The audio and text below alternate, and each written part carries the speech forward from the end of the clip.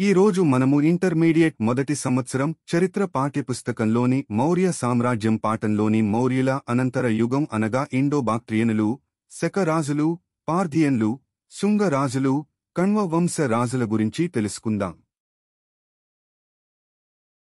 మౌర్యుల అనంతర యుగం.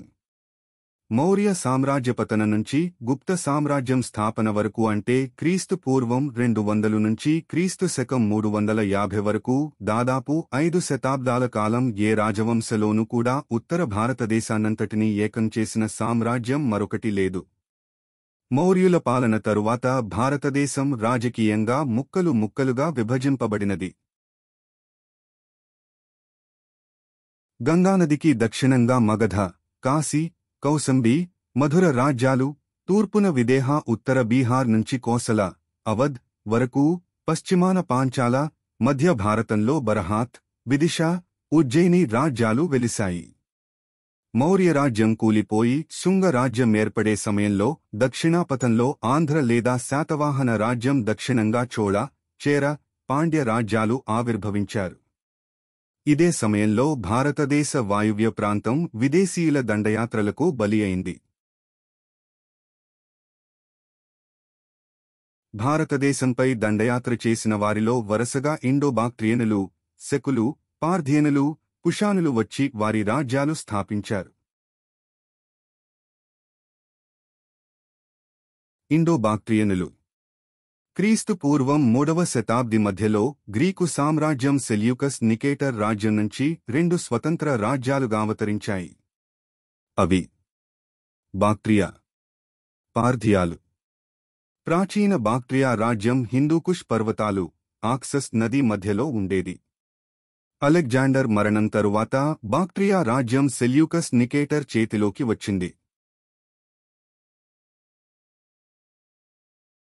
దియోడోటస్ అనే బాక్ట్రియాను పాలించే గవర్నర్ సెల్యూకస్ నికేటర్కు వ్యతిరేకంగా తిరుగుబాటు చేసి తన స్వాతంత్ర్యాన్ని ప్రకటించుకున్నాడు. దియోడోటస్ కుమారుడైన యూథిడమోస్ కాబూల్, కాందహార్లను ఆక్రమించి మగధ రాజ్య ప్రభావం ఆఫ్ఘనిస్తాన్ ప్రాంతంలో లేకుండా చేశాడు. ఈ వంశంలో అతి ముఖ్యమైన రాజు డెమిట్రియస్. డెమిట్రియస్ రాజు ఆఫ్ఘనిస్తాన్, పంజాబ్, పశ్చిమ భారతాలను తన ఆధీనంలోకి తీసుకొచ్చాడు. డెమిట్రియస్ సామ్రాజ్యాన్ని యూక్రటైడ్స్ ఆక్రమించి స్వాతంత్ర్యాన్ని ప్రకటించుకున్నాడు. అయినప్పటికీ డెమిట్రియస్ పశ్చిమ భారతదేశాన్ని తన ఆధీనంలో నిలుపుకోగలిగాడు. ఈ ప్రాంతానికి సాకలి లేదా సియాల్కోటైను తన రాజ్యం రాజధానిగా ప్రకటించుకున్నాడు. డెమిట్రియస్ 2 భాషల్లో తన నాణేలను విడుదల చేశాడు. ఇతడు జారీ చేసిన నాణేలలో తన పేరు, తన తండ్రి పేరు మీద కలదు. శక వంశ రాజులు. ఇండో గ్రీకులను యవనుల అని కూడా అంటారు. ఇండో గ్రీకులు తరువాత మధ్య ఆసియా నుంచి భారతదేశానికి వచ్చిన సంచార జాతుల వారే శకులు. భారతదేశానికి రాకముందు శకులు పర్షియా పైన ఉండే భూభాగాలను పాలిస్తున్న పార్థియన్లకు సామంతులుగా ఉండేవారు. పర్షియాను ప్రస్తుతం ఇరాన్ అని పిలుస్తున్నారు. శకులు సింధూగంగా మైదానంలో ఉన్న చిన్న చిన్న రాచరిక రాజ్యాలపై దండయాత్ర చేసి ఒకదాని తర్వాత మరొకటి ఆక్రమించారు. వీటిలో అరచోషియా, ఉత్తర జెడ్రోషియా, పంజాబులు ఉన్నాయి. శకులు కాబూల్లో ఉన్న గ్రీకుల అధికారాన్ని ఎదుర్కోలేక ఆఫ్ఘనిస్తాన్ నుంచి బోలాన్ కనుమల దారి గుండా భారతదేశానికి దండెత్తి వచ్చారు. రామాయణంలో యవన, కాంభోజ రాజ్యాలతో పాటు శకుల గురించి ప్రస్తావన ఉంది. శకరాజుల యుగాన్ని 2 భాగాలుగా విభజించవచ్చు. ఒక భాగానికి అధిపతి మాయూస్. ఇతని వారసులు పంజాబ్ ప్రాంతాన్ని పాలించారు. రెండవ భాగానికి అధిపతి ఓనోనెస్. ఇతని వారసులు కాందహార్ ప్రాంతాన్ని పాలించారు. మాయూస్ రాజ్యం పుష్కలావతి నుంచి తక్షశిల వరకు విస్తరించి ఉండేది. మాయూస్ కాలంలో చలామణిలో ఉన్న నాణేలు ఇండో-గ్రీకుల నాణేల మాదిరిగా ఉండేవి. శకులు తమ రాజ్యాన్ని రాష్ట్రాలుగా లేదా ప్రావిన్సులుగా విభజించి పాలించారు. ఈ రాష్ట్రాల గవర్నర్లు లేదా పాలకులను క్షాత్రపాలు లేదా శాత్రపాలుగా పిలిచేవారు. ఈ క్షాత్రపాలపై మహాక్షాత్రప అనే అధికారిని నియమించేవారు.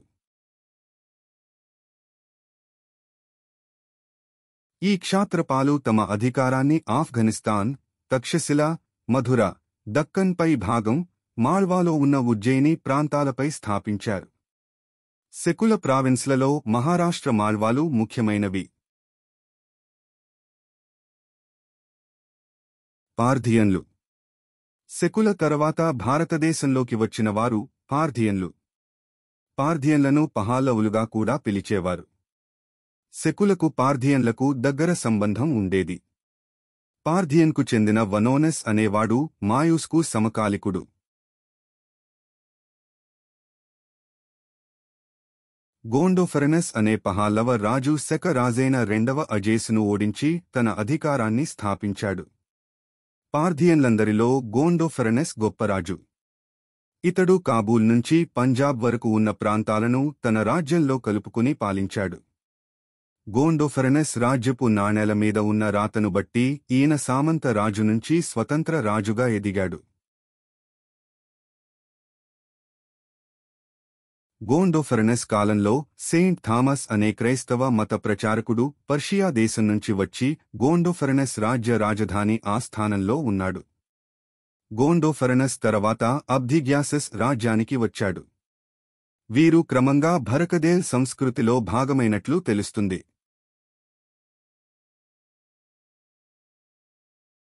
శుంగ వంశ రాజులు. మౌర్య సామ్రాజ్య శిథిలాలపై ఎన్నో చిన్న పెద్ద రాజ్యాలు ఆవిర్భవించాయి. వాటిలో ఒకటి శుంగ రాజ్యం. పుష్యమిత్ర శుంగుడు అనేవాడు చివరి మౌర్యరాజైన బృహద్రథుని సేనాధిపతి. బాణుని హర్షచరిత్ర గ్రంథం ప్రకారం బృహద్రథుని బలహీనతను మరియు అతని మీద ప్రజలలో ఉన్న వ్యతిరేకతను ఆసరా చేసుకుని పుష్యమిత్ర శుంగుడు అతనిని చంపి రాజ్యాన్ని ఆక్రమించాడు.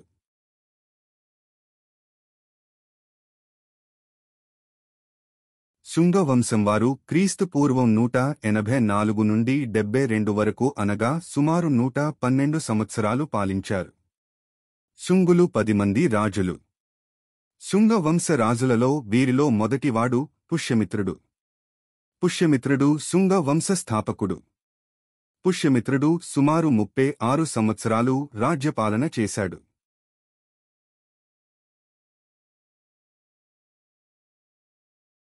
పుష్యమిత్రుని రాజ్యం పాటలీపుత్రం నుంచి దక్షిణాన నర్మదా నది వరకు విస్తరించి ఉంది.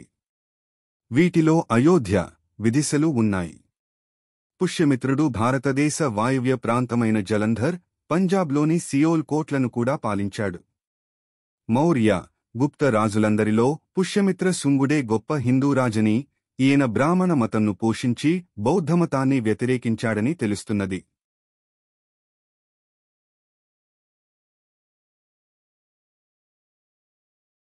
పుష్యమిత్ర శుంగుని కాలంలోనే సాంచీ స్తూపానికి, బరహాత్ స్తూపాలకు శిలా తోరణాలను నిర్మించారు. పుష్యమిత్రుడు బౌద్ధ సంఘాలకు పెద్ద మొత్తంలో ధన సహాయం చేశాడు. దానదేవుడు రాతి మీద చెక్కించిన సంస్కృత శాసనం ప్రకారం పుష్యమిత్ర శుంగుడు తన కొడుకు అయిన అగ్నిమిత్రుడు విదర్భ మీద గెలుపొందినప్పుడు, తన మనుమడు అయిన వసుమిత్రుడు గ్రీకులపై గెలుపొందినప్పుడు మొత్తం 2 సార్లు అశ్వమేధ యాగాలు చేశాడని తెలుస్తున్నది.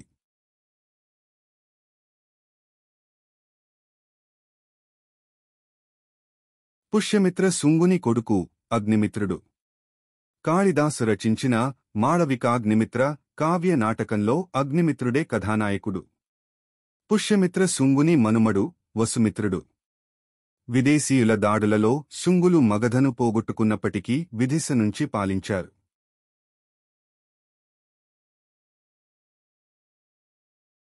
కణ్వ వంశం రాజులు. కణ్వవంశ స్థాపకుడు వాసుదేవుడు. వాసుదేవుడు చివరి శుంగరాజును వధించి మగధను ఆక్రమించాడు. అయినప్పటికీ శుంగరాజులు విదిశ నుంచి పాలించారు. వాసుదేవుని తర్వాత అతని కొడుకు భూమిమిత్ర రాజ్యానికి వచ్చాడు. చివరి కణ్వవంశ రాజైన సుశర్మను శాతవాహన రాజు ఓడించి రాజ్యానికి వచ్చాడు.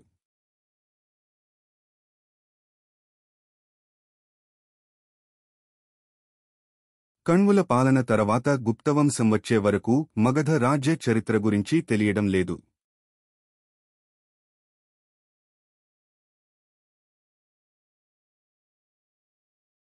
మా వీడియోస్ మీకు నచ్చినట్లయితే లైక్ చేసి షేర్ చేయగలరని మనవి. మరిన్ని వీడియోస్ కొరకు మా యొక్క ఛానల్ను సబ్స్క్రైబ్ చేయగలరు.